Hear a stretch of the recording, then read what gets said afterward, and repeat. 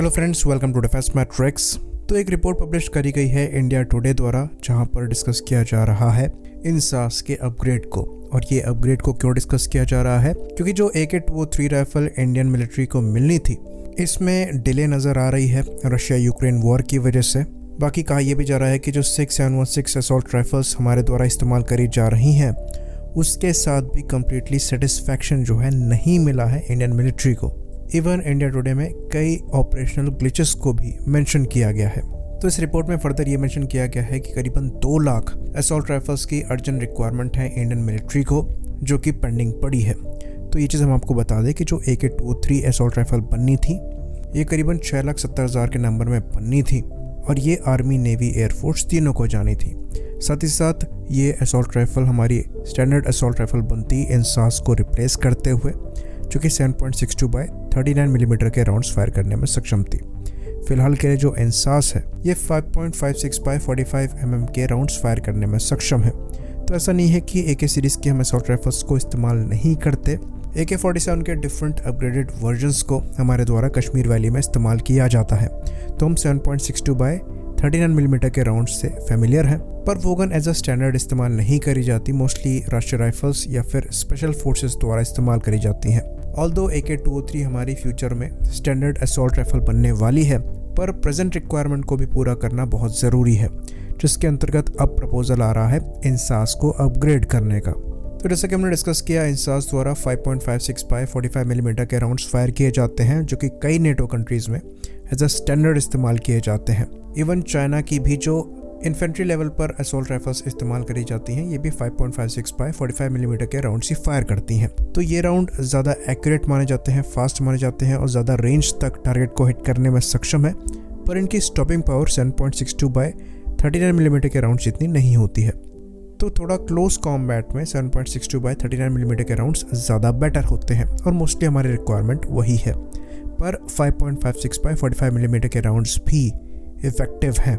तो अगर हम इंसास राइफल की बात करें, तो ये मिड 90s से हमारे द्वारा मैन्युफैक्चर करी जा रही हैं और आज ये स्टैंडर्ड है हमारी पैरामिलिट्री में, आर्मी में और इवन पुलिस फोर्सेस में भी। ओवरऑल गन के साथ डेफिनेटली इशू थे, ये जैम हो जाती थी, फिर क्रैक्स भी मेंशन किए गए, पर समय के साथ साथ इनमें चेंजेस किए गए और गन को ज़्यादा रिलायबल बनाया गया।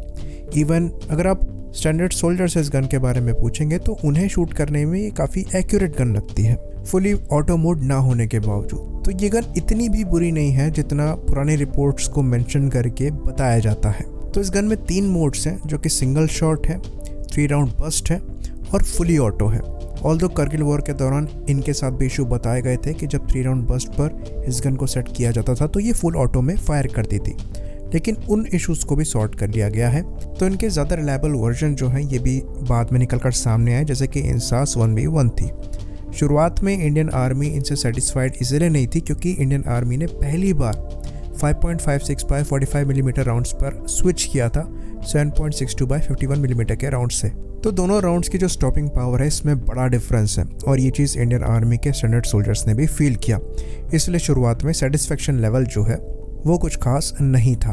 तो डेफिनेटली जो इंडियन मिलिट्री है, वो फिर से 7.62 मिलीमीटर राउंड्स पर वापस जा रही हैं ज़्यादा स्टॉपिंग पावर की वजह से।